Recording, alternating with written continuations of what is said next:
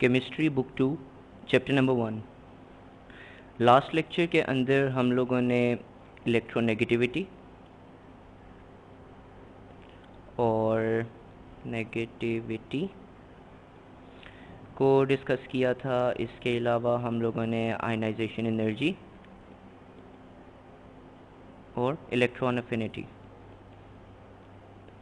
इनको हमने डिटेल में डिस्कस किया था, ये क्या होते हैं, और साथ हम लोगों ने इनके पीरियोडिक ट्रेंड्स देखे थे। ठीक है, आज के लेक्चर में हम सबसे पहले बात स्टार्ट करेंगे नेचर ऑफ बॉन्डिंग से। ये कंसेप्चुअली ये इम्पॉर्टेंट है ताकि हम लोग मेटेलिक और नॉन मेटेलिक कैरेक्टर आगे डिस्कस कर सकें। Metallic and non metallic character periodic table के अंदर इसके ट्रेंड्स। इसको स्टार्ट करने से पहले जैसे मैंने कहा कि नेचर ऑफ बॉन्डिंग आपको बताना होगा कि बॉन्डिंग क्या होती है, कैसे होती है। आपको एक जनरल आइडिया होगा कि आयनिक बॉन्ड जो होता है वो क्या होता है। आयनिक बॉन्ड को आप अपनी प्रीवियस जूनियर क्लासेस के अंदर पढ़ चुके हो कि ये इसके अंदर ट्रांसफ़र ऑफ इलेक्ट्रॉन्स होता है, और हमारे पास कोवलेंट बॉन्ड जो होता है इसके अंदर शेयरिंग ऑफ इलेक्ट्रॉन्स होती है, शेयरिंग ऑफ इलेक्ट्रॉन्स। ठीक है, सो कब हमारे पास ट्रांसफ़र होगा और कब हमारे पास शेयरिंग होगी, ये बेसिकली एक बहुत ही इंपॉर्टेंट पॉइंट है कि अक्सर हम लोग कंसिडर करते हैं। फॉर एग्जांपल आयनिक बॉन्ड्स की एग्जांपल सबसे इम्पॉर्टेंट हमेशा जो दी जाती है NaCl, इसके अलावा हम कहते हैं कैल्शियम क्लोराइड, मैग्नीशियम क्लोराइड, ये आयनिक बॉन्ड्स की एग्जांपल्स हैं। और कोवलेंट बॉन्ड्स में हमारे पास आती हैं HCl, H2O and then carbon dioxide, ये हमारे पास कोवलेंट बॉन्ड्स होते हैं। तो अब हमें अगर कोई कंपाउंड है, हमने डिटरमिन करना है इसका आयनिक बॉन्ड है या कोवलेंट, तो ये हम कैसे पता चलाएंगे? इस बात को अब हम लिंक करते हैं अपने प्रीवियस लेक्चर के साथ। लास्ट लेक्चर के अंदर मैंने इलेक्ट्रोनेगेटिविटी को पढ़ाया था कि इलेक्ट्रोनेगेटिविटी क्या होती है। मैं एक दफ़ा फिर बता देता हूँ, ये वो फोर्स होती है जिससे एक न्यूक्लियस किसी एक एटम का शेयर्ड पेयर ऑफ इलेक्ट्रॉन को या पूरे इलेक्ट्रॉन क्लाउड को अट्रैक्ट करता है, इलेक्ट्रॉन क्लाउड को अट्रैक्ट करता है। ठीक है, तो ये वो फोर्स होती है जो एक एटम का न्यूक्लियस अप्लाई करता है ऑफ कोर्स। तो इलेक्ट्रोनेगेटिविटी का ट्रेंड क्या होता है पीरियोडिक टेबल में, ये आप लोग लास्ट टाइम देख चुके हो। मैं आपको एक एग्जांपल देता हूँ। फॉर एग्जांपल एक एटम है A और एक एटम है B। इस एटम का भी एक न्यूक्लियस है, फॉर एग्जांपल ये न्यूक्लियस है, और इसके भी कोई ना कोई इसके गिर्द एक इलेक्ट्रॉन क्लाउड है पूरा, और ये एक और एटम है जिसके गिर्द एक इलेक्ट्रॉन क्लाउड है, और हम A और B का आपस में रिएक्शन करवाना चाह रहे हैं। ठीक है, जब A और B एक दूसरे के क्लोज आएंगे तो बेसिकली या तो ट्रांसफ़र ऑफ इलेक्ट्रॉन्स अकर होगा या तो ट्रांसफ़र होगा, आइदर ट्रांसफ़र और शेयर, या तो इलेक्ट्रॉन्स शेयर हो जाएंगे या ट्रांसफ़र हो जाएंगे, डिपेंडिंग कि किसको रिक्वायर्ड है और कौन मतलब इलेक्ट्रॉन डोनेट कर रहा है। फॉर एग्जांपल मैं कहता हूँ कि ये जो फर्स्ट एटम है इसके पास एक एक्स्ट्रा इलेक्ट्रॉन है, इसके लास्ट शेल के अंदर 7 इलेक्ट्रॉन्स हैं। ठीक है, और यहाँ पे हमारे पास एक एटम है जिसके लास्ट शेल में एक इलेक्ट्रॉन है। ठीक है, अब क्या ये एक इलेक्ट्रॉन इसको ट्रांसफ़र कर देगा ताकि इसका ऑक्टेट कंप्लीट हो जाए, या ये अपना एक इलेक्ट्रॉन इस इलेक्ट्रॉन के साथ शेयर कर लेगा? ये इस चीज़ पे डिपेंड करता है कि एक्चुअली होगा ये कि सबसे पहले ये A अपना एक इलेक्ट्रॉन प्रोवाइड करेगा और B अपना एक इलेक्ट्रॉन प्रोवाइड करेगा, और सबसे पहले बात हमेशा शेयरिंग से स्टार्ट होती है।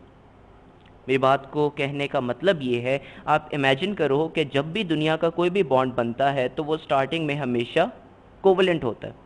फॉर एग्जांपल मैं बात करता हूँ HCl की। H का एक इसका एटॉमिक नंबर होता है 1, तो इसका एक इलेक्ट्रॉन आ गया, और क्लोरीन का एटॉमिक नंबर है 17, तो फर्स्ट शेल में आ गए 2, सेकेंड शेल में 8 एंड लास्ट शेल में आएंगे 7। 2 4 6 8 this is the first shell, let's say this is nucleus, and last shell में हमारे पास इसके आ जाएंगे 7 इलेक्ट्रॉन्स, 2 4 6 एंड 1 7। अब बेसिकली होगा ये कि ये जो हाइड्रोजन है ये अपना ये वाला इलेक्ट्रॉन डोनेट करेगा और क्लोरीन अपना ये वाला इलेक्ट्रॉन डोनेट करेगा, और दरमियान में हमारे पास एक शेयर्ड पेयर ऑफ इलेक्ट्रॉन की एक लेयर आ जाएगी। यहाँ पे इलेक्ट्रॉन पेयर आ जाएगा, हमारे पास 2 इलेक्ट्रॉन्स होंगे जो कि ये हाइड्रोजन भी शेयर कर रहा होगा और ये क्लोरीन भी। और अब आप देख सकते हो कि हाइड्रोजन के सारे बॉन्ड्स कंप्लीट हो रहे हैं ना, इसका लास्ट इसके इस शेल में 2 ही होने चाहिए, तो इसका एक शेयर करने के बाद इसके भी 2 पूरे हो रहे हैं, और इसके लास्ट शेल में 8 होने चाहिए, और वो भी इसके 7 प्लस 1 वहाँ से शेयर करके इसके भी 8 पूरे हो रहे हैं। तो ये बात बनती हमें नज़र आ रही है। बट अब होगा ये कि चूंकि क्लोरीन की इलेक्ट्रोनेगेटिविटी हाइड्रोजन की निस्बत बहुत ज़्यादा है, ये क्लोरीन इस इलेक्ट्रॉन पेयर को अपनी तरफ ज़्यादा अट्रैक्ट करेगा हाइड्रोजन की निस्बत। मैं इस इलेक्ट्रॉन पेयर की बात कर रहा हूँ, इस इलेक्ट्रॉन पेयर को क्लोरीन हाइड्रोजन की निस्बत ज़्यादा अट्रैक्ट करेगा। तो होगा क्या, ये इलेक्ट्रॉन पेयर थोड़ा सा शिफ्ट हो जाएगा इस साइड पे, यानी इमेजिन करें this is H, this is Cl, and ये इलेक्ट्रॉन पेयर कुछ यूं हो जाएगा, यहाँ पे आ जाएगा। ठीक है, अगर अब हम इमेजिन करें कि फर्दर क्लोरीन की जो इलेक्ट्रोनेगेटिविटी है वो मज़ीद थोड़ी सी भी अगर बढ़ गई, तो ये जो इलेक्ट्रॉन पेयर है ये कम्प्लीटली क्लोरीन का हिस्सा बन जाएगा, और ये जो बॉन्ड है ये कोवलेंट से आयनिक रेजिम के अंदर आ जाएगा। ठीक है, तो बेसिकली इससे आपको आइडिया हो गया कि कोवलेंट और आयनिक का रिलेशन क्या है। हर बॉन्ड जो है वो कम्प्लीटली कोवलेंट भी नहीं होता और कम्प्लीटली आयनिक भी नहीं होता, ये एक बहुत इंपॉर्टेंट पॉइंट है। ठीक है, ना तो कोई भी बॉन्ड कम्प्लीटली कोवलेंट होगा ना कम्प्लीटली आयनिक होगा, डिपेंड करता है in certain cases. For example Cl bonded by Cl, इसमें जो बॉन्ड पेयर ऑफ इलेक्ट्रॉन होगा एक होगा, और वो एग्जैक्टली सेम डिस्टेंस पे होगा इस वाले क्लोरीन से भी और इस वाले क्लोरीन से भी, बिकॉज ये दोनों सेम फोर्स लगा रहे हैं, सेम एटम्स हैं। ठीक है, बट अगर ये Na और लेट्स से मैं NaOH की बात करता हूँ, या for example let's not talk about Na की अभी हम बात नहीं करते। Na की बात क्यों नहीं करते, बिकॉज Na जो है ये हमारे पास मोस्टली आयनिक बॉन्ड्स बनाता है, उसके हम रीज़न पे जाते हैं। हम HCl की बात करते हैं, एक H और एक बॉन्ड पेयर और एक Cl, ये Cl से बहुत ज़्यादा क्लोज आ चुका हुआ है। ठीक है, अब कितना क्लोरीन की इलेक्ट्रोनेगेटिविटी क्या है, हम इलेक्ट्रोनेगेटिविटी के चार्ट पे जाते हैं और वहाँ से इलेक्ट्रोनेगेटिविटीज़ देखते हैं। ठीक है, हाइड्रोजन की क्लोरीन हमारे पास कहाँ पे है, क्लोरीन है हमारे पास 17th number, fluorine, neon, chlorine, ये क्लोरीन आ गया आपके पास। ठीक है, और आपके पास हाइड्रोजन यहाँ पे आ गया। ठीक है, आप सबसे पहले तो ये चेक करते हो कि आपके जो 2 बॉन्ड्स हैं उनके दरमियान इलेक्ट्रोनेगेटिविटी का डिफरेंस कितना है। फॉर एग्जांपल Cl बॉन्ड में इसकी इलेक्ट्रोनेगेटिविटी जितनी भी है और इसकी भी है, डिफरेंस जो होगा वो 0 होगा। ठीक है, अगर ये जो इलेक्ट्रोनेगेटिविटी का डिफरेंस है, यानी higher electronegativity minus lower electronegativity, ये 1.7 से ज़्यादा हो जाए, यानी electronegativity difference is greater than 1.7 approximately, तो हम उस बॉन्ड को आयनिक कहते हैं, या उसका आयनिक कैरेक्टर कोवलेंट से ज़्यादा हो जाता है। और अगर इलेक्ट्रोनेगेटिविटी डिफरेंस लेस देन 1.7 है तो उसका कोवलेंट कैरेक्टर जो होता है वो आयनिक कैरेक्टर के ऊपर भारी होता है।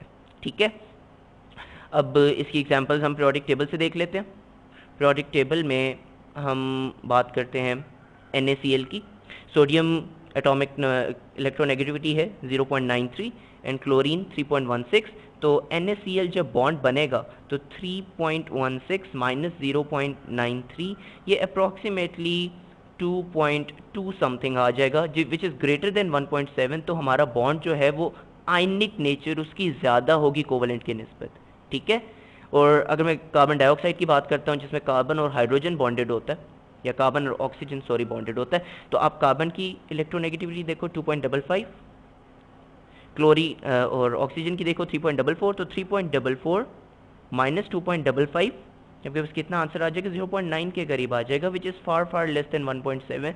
सो ये जो बॉन्ड होगा ये कोवलेंट होगा। So this was about nature of bonding. इसके बाद हम चलते हैं मेटेलिक कैरेक्टर के ऊपर कि मेटेलिक कैरेक्टर हम कहते किसे हैं। मेटेलिक कैरेक्टर हम यूं डिफाइन करते हैं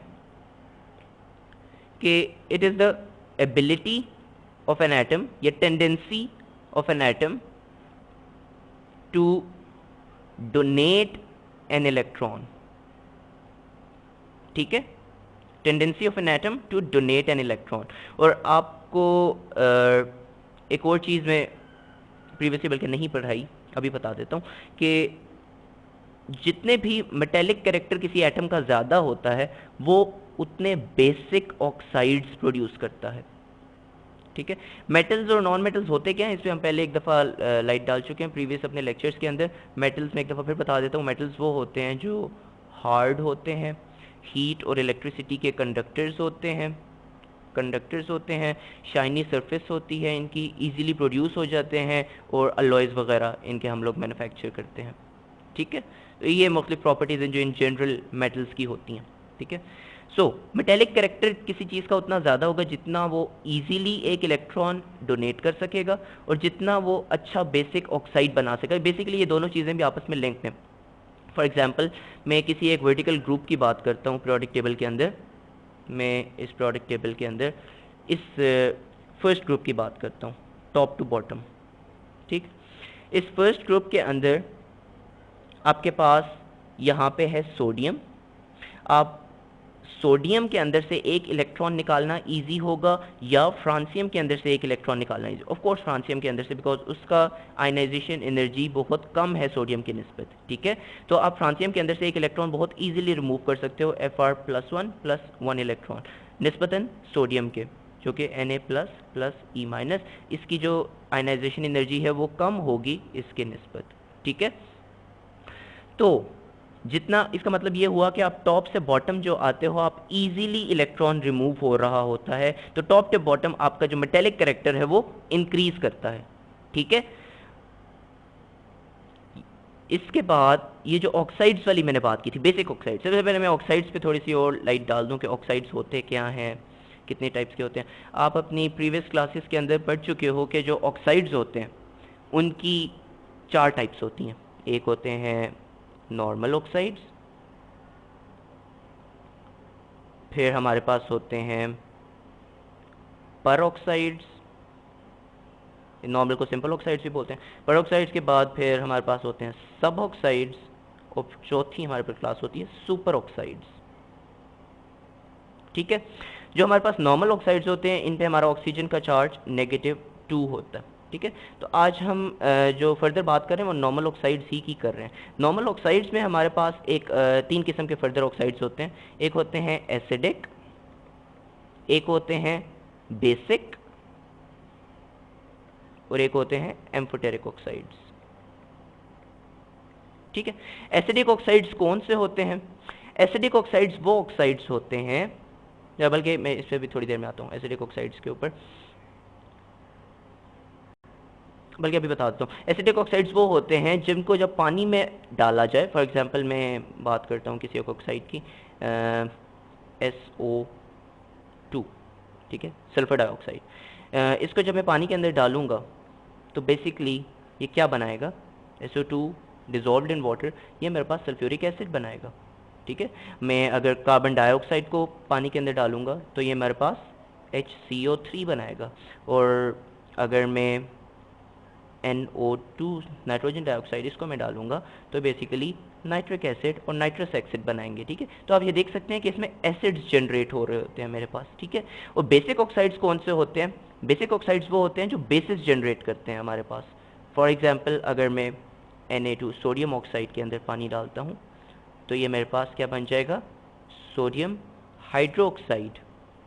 ठीक है, और इसी तरह मैं मैग्नीशियम ऑक्साइड के अंदर डालूंगा, no sorry it's not Mg2O, magnesium oxide जो होता है वो MgO होता है।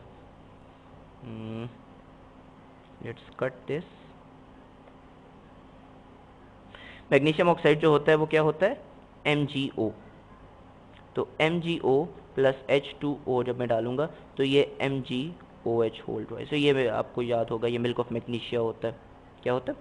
Milk of magnesia. ये आप यूज़ करते हो जब आपके स्टमक में एसिडिटी ज़्यादा हो जाती है, तो उसको रिमूव करने के लिए आप ये बेस डालते हो ताकि वो स्टमक के अंदर ये वाली बेस बना दे और एसिड्स को न्यूट्रलाइज कर दे। तो हम बात कर रहे थे एसिडिक और बेसिक ऑक्साइड्स की। ये वो होते हैं जो एसिड्स बनाते हैं, ये वो होते हैं जो बेसिस बनाते हैं। एम्फोटेरिक ऑक्साइड्स जो होते हैं ये दोनों प्रॉपर्टीज शो करते हैं, ये एसिड्स और बेसिस दोनों बनाते हैं।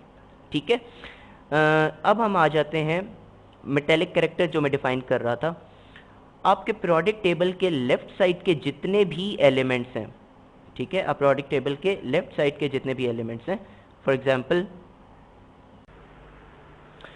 Hydrogen, lithium, beryllium, scandium, titanium, ये आपका जितना भी पार्ट है, ब्लैक से मार्क कर देता हूँ, ये आपका जितना भी पार्ट है ना, ये वाला, ये सब एबिलिटी रखते हैं इलेक्ट्रॉन्स को डोनेट करने की। ठीक है, और जितना आपका राइट साइड वाला पार्ट है यहाँ पे, ये आप पहले पढ़ चुके हो कि ये नॉन मेटल्स होते हैं। जब मैंने पीरियोडिक टेबल की क्लासेस बताई थी तो ये मेटल्स थे सारे, और ये मेटल्स, और ये नॉन मेटल्स। उसकी भी रीज़न यही थी कि लेफ़्ट साइड पे जब आप बात करते हो तो ये जो जितने भी आइटम्स हैं ये सब एबिलिटी रखते हैं डोनेट करने की। सोडियम 1 इलेक्ट्रॉन डोनेट करके Na+ बनता है, मैग्नीशियम 2 इलेक्ट्रॉन, ये जितनी भी लाइन है ये सब 2 इलेक्ट्रॉन्स डोनेट करते हैं। बोरॉन वाली पूरी लाइन जो है ये 3 इलेक्ट्रॉन्स डोनेट करते हैं। कार्बन वाली लाइन जो है ये 4 इलेक्ट्रॉन्स डोनेट करते हैं। ठीक है, तो ये जितने भी हैं ये मतलब उसी हिसाब से इलेक्ट्रॉन्स डोनेट करने की एबिलिटी रखते हैं, तो इनको हम कहते हैं ये मेटल्स हैं, और इनका मेटेलिक कैरेक्टर जो होता है वो ज़्यादा होता है। लेफ्ट से राइट साइड पे अगर आप आ रहे हो तो आपके न्यूक्लियस की फोर्स बढ़ रही होती है। न्यूक्लियस की जब फोर्स बढ़ती है लेफ्ट से राइट साइड पे तो आपकी आयनाइजेशन एनर्जी जो होती है वो इंक्रीज हो जाती है, ज़्यादा फोर्स चाहिए होती है इलेक्ट्रॉन के लिए, मोर फोर्स। तो जब फोर्स ज़्यादा होगी उतना इलेक्ट्रॉन को रिमूव करना डिफ़िकल्ट होगा और एबिलिटी टू डोनेट प्रोटॉन कम हो जाएगी। सो आप लेफ्ट से राइट साइड पे जब आते हो तो मेटेलिक कैरेक्टर रिड्यूस हो रहा होता है। ठीक है, सो इसके बाद हम आते हैं नॉन मेटेलिक कैरेक्टर के ऊपर। Non metallic character, non metallic character exactly opposite होता है मेटेलिक कैरेक्टर का। और नॉन मेटेलिक कैरेक्टर जैसे हमने डिफाइन किया कि ability to donate proton electron था उसमें, इसमें ability to accept electron, ability to accept electrons, ये जो होता है ये नॉन मेटेलिक कैरेक्टर डिफाइंड होता है। और हमारे पास ये जो होते हैं ये एसिडिक ऑक्साइड्स बनाते हैं, एसिडिक ऑक्साइड्स बनाते हैं, और उसकी एग्जांपल्स मैं आपको ऊपर दे चुका हूँ। ठीक है, फर्दर अगर आप इसकी एग्जांपल्स देखना चाहते हो, ये इसका एग्जैक्टली ट्रेंड वही होता है नॉन मेटेलिक कैरेक्टर का। फर्दर मैं इसको ज़्यादा डिटेल में नहीं जाऊँगा। नॉन मेटेलिक कैरेक्टर जो होता है वो जब आप मेटेलिक कैरेक्टर से ऑपोजिट होता है। जब प्रोडक्ट टेबल में आप लेफ़्ट से राइट साइड पे आ रहे होते हो, ये प्रोडक्ट टेबल में आप लेफ़्ट से राइट साइड पे आ रहे होते हो तो आपका नॉन मेटेलिक कैरेक्टर इंक्रीज़ कर रहा होता है। ठीक है, यानी आपके एटम्स ज़्यादा नॉन मेटल्स बन रहे होते हैं। ठीक है, और जब आप टॉप से बॉटम पे आते हो तो आपका जो नॉन मेटेलिक कैरेक्टर है वो रिड्यूस हो रहा होता है, या ठीक है, नॉन मेटेलिक कैरेक्टर रिड्यूस हो रहा होता है और मेटेलिक कैरेक्टर बढ़ रहा होता है। ठीक है, इस पूरी बात को अगर हम समराइज़ करें तो आपके पीरियोडिक टेबल में सबसे अच्छा मेटल कौन सा होगा? ये वाला, फ्रांसियम। और सबसे अच्छा नॉन मेटल कौन सा होगा? ये वाला, फ्लोरीन।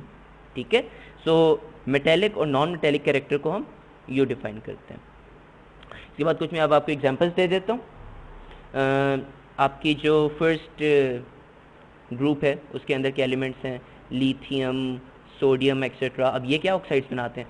लिथियम के अंदर से अगर आप एक इलेक्ट्रॉन निकाल देते हो तो बेसिकली ये Li+1 + E-, और सोडियम के अंदर से भी आप निकाल देते हो तो ये Na+1 + E-, ये बन जाता है ना। ठीक है, और ये जो आपके पास केटाइंस आ रहे हैं ये फर्दर ऑक्सीजन के साथ रिएक्ट करके आपके ऑक्साइड्स बना देते हैं। जैसे आप इनकम्प्लीट रिएक्शन लिखो तो वो कुछ यूँ होगा कि Na2O, ठीक है, और यहाँ पे 2 हैं तो यहाँ पे भी आपके पास 2 आ जाएगा, और सॉरी यहाँ पे 2 ऑक्सीजन हैं, यहाँ पे 2 आ जाएगा, और वहाँ पे आपके पास 4 नाइट्रोजन आ जाएंगे फिर। ठीक है, सो ये आपने बैलेंस भी कर दिया इसको। और ये अब जो सोडियम ऑक्साइड आपके पास आ गया, सॉरी ये नाइट्रोजन नहीं था, सोडियम था, सोडियम ऑक्साइड आपके पास आ गया। इसको अब अगर आप पानी के अंदर डिज़ोल्व करोगे तो ये आपके पास सोडियम हाइड्रोक्साइड जो कि एक बेस है वो दे देगा। तो बेसिकली आप अगेन देख सकते हो कि आपके फर्स्ट ग्रुप के जितने भी हैं ये सब बेसिस देते हैं। आप लिथियम को देख लो, ये लिथियम ऑक्साइड बनाएगा Li2O, और ये पानी के अंदर डिज़ोल्व होकर लिथियम हाइड्रोक्साइड बना देगा, LiOH, ठीक है।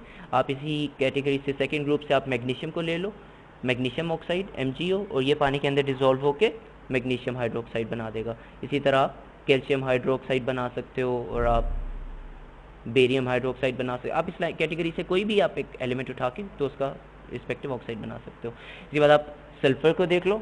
सल्फर जो है ये अब कौन सी क्लास में आता है, ये इसका नॉन मेटेलिक कैरेक्टर ज़्यादा होता है। अब इसको हम देखते हैं, सल्फर को ऑक्सीजन के अंदर आप डालो तो क्या बनता है, सल्फर डाइऑक्साइड।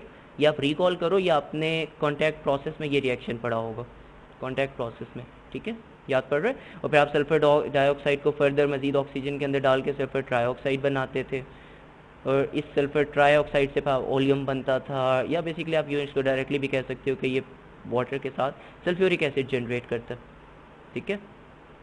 आप नाइट्रोजन को देख लो, नाइट्रोजन जो ऑक्साइड बनाता है NO2 प्लस वाटर, वो आपके पास नाइट्रिक एसिड बनाता है और नाइट्रस एसिड बनाता है, ठीक है। मैं फ़िलहाल नाइट्रिक एसिड लिख रहा हूँ। फिर कार्बन डाइऑक्साइड कार्बोनिक एसिड बनाता है, और फॉस्फोरस का जो ऑक्साइड होता है वो फॉस्फोरिक एसिड बनाता है, फॉस्फोरिक एसिड एक्सेट्रा। तो बेसिकली आपके पास नॉन मेटेलिक और मेटेलिक कैरेक्टर को आज हमने डिटेल में पढ़ा, ठीक है। आप इसमें जितने पीरियोडिक टेबल के रिस्पेक्ट से भी देख सकते हो, ये पीरियोडिक टेबल है आपके पास, और इसमें आप इस कैटेगरी से ये जो आपको ब्लू रेड कलर में नज़र आ रहे हैं, इनको अगर आप देखो तो ये आपके पास नॉन मेटल्स हैं सब के सब। इस दरमियान में एक लाइन है जो मेटलॉइड्स हैं, और लेफ्ट साइड पे सारे के सारे मेटल्स हैं। और ये क्लासिफिकेशन हमने किस बेसिस पे की है, मेटेलिक और नॉन मेटेलिक कैरेक्टर की बेसिस पे। तो इसकी समरी इन जनरल जो हमने बात की टोटल, वो ये है कि आप जब लेफ़्ट से राइट साइड पे आते हो, ठीक है, लेफ़्ट से जब आप राइट साइड पे आते हो तो आपका मेटेलिक कैरेक्टर रिड्यूस होता है, मेटेलिक कैरेक्टर रिड्यूस होता है, ठीक है। और जब आप टॉप टू बॉटम आते हो, टॉप टू बॉटम आते हो, तो आपका मेटेलिक कैरेक्टर जो होता है वो इंक्रीज करता है, ठीक है, डिक्रीज इंक्रीज। इसी तरह आप लेफ्ट से राइट जब आप आते हो तो आपका जो नॉन मेटेलिक कैरेक्टर है वो इंक्रीज करता है, और जब आप टॉप टू बॉटम आते हो तो आपका नॉन मेटेलिक कैरेक्टर जो है वो डिक्रीज करता है, ठीक है। आज के लेक्चर में बस इतना ही, बाकी हम डिटेल्स में नेक्स्ट मेल्टिंग और बॉइलिंग पॉइंट्स को, उसकी पीरियोडिक ट्रेंड्स को डिस्कस करेंगे नेक्स्ट चैप्टर में, नेक्स्ट लेक्चर में। That's it.